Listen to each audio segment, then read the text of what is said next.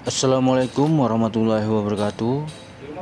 Kembali jumpa lagi dengan saya Sofyan Pian.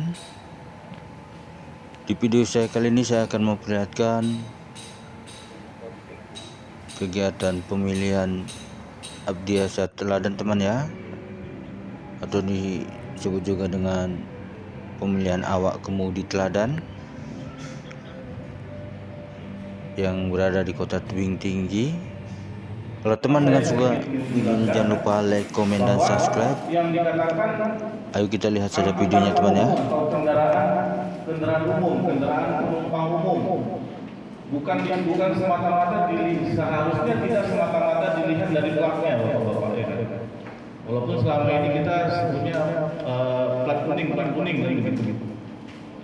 Tetapi sebenarnya kalau kita bicara prakteknya, bahwa kendaraan bermotor umum itu adalah setiap kendaraan yang digunakan untuk mengangkut orang atau barang yang dengan dipungut bayaran. Jadi sebenarnya kalau ada kita merentalkan mobil dengan dipungut bayaran, sebenarnya kita sudah melakukan fungsi angkutan umum. Nah, oleh karena itu makanya sebenarnya karena itu sudah sifatnya melayani barang atau melayani penumpang umum, maka harusnya diatur supaya ada tertiban.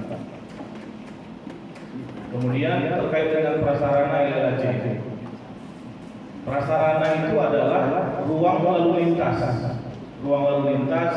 terminal dan perlengkapan jalan yang meliputi marka, rambu, alat pemberi isyarat lalu lintas, alat pengendali dan pengaman pengguna jalan, alat pengawasan dan pengaman jalan, serta fasilitas pendukung.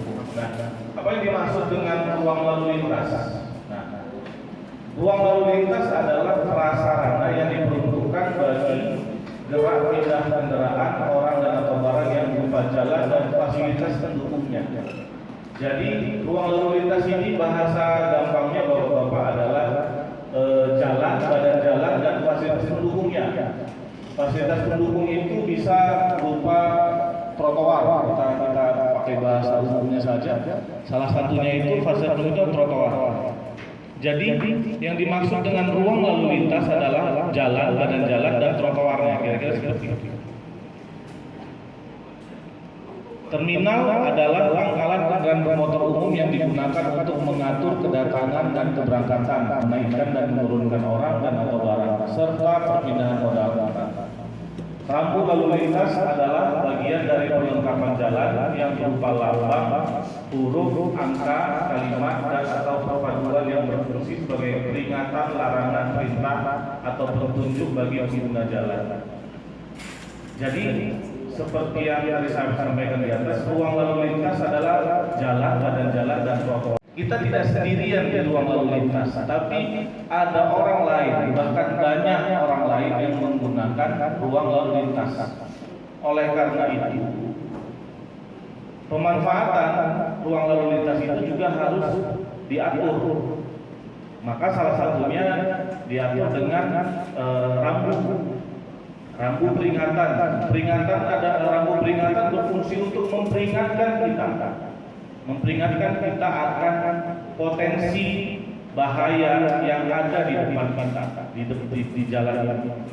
Potensi bahaya ini bisa berupa tata guna lahannya, misal di depan tempat ada sekolah, sehingga pada jam-jam tertentu akan banyak orang menyeberang dan sebagainya.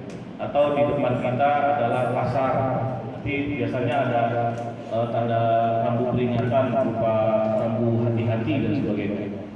Atau juga bisa meringatkan bahwa di depan kita tikungan landai atau tikungan tajam atau tikungan ganda, sehingga kita lebih waspada. Bukan sesuatu yang berfungsi untuk mempercantik jalan dan sebagainya, tetapi memang itu diperuntukkan untuk kelancaran lalu lintas. Kenapa dilarang berhenti?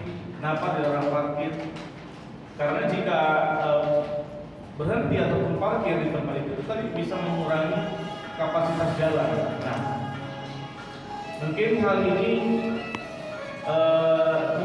di seleksi Abdiasa Teladan ini bisa menjadi agen-agen perubahan. Agen perubahan apa? Kira-kira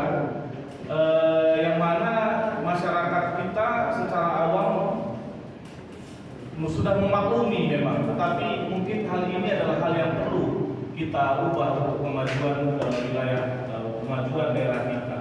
Bahwa pengemudi angkutan umum sering sekali berhenti ataupun parkir di sembarang tempat.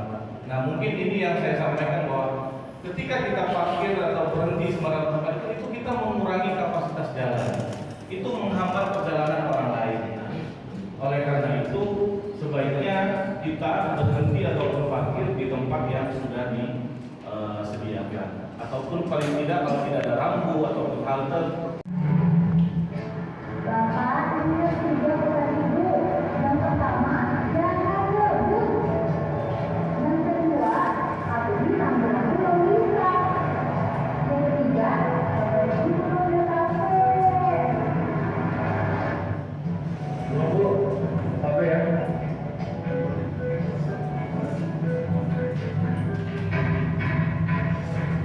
Oh iya, saya lupa.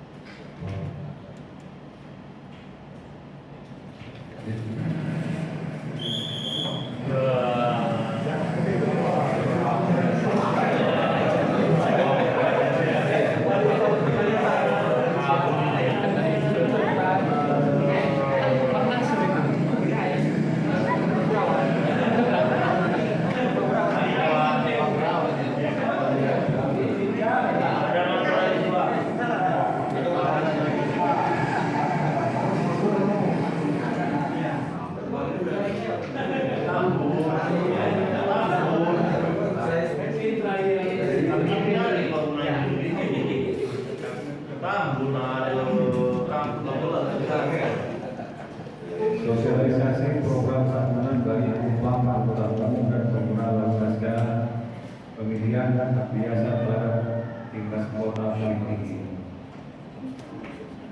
Dan sinar kecepatan tata cara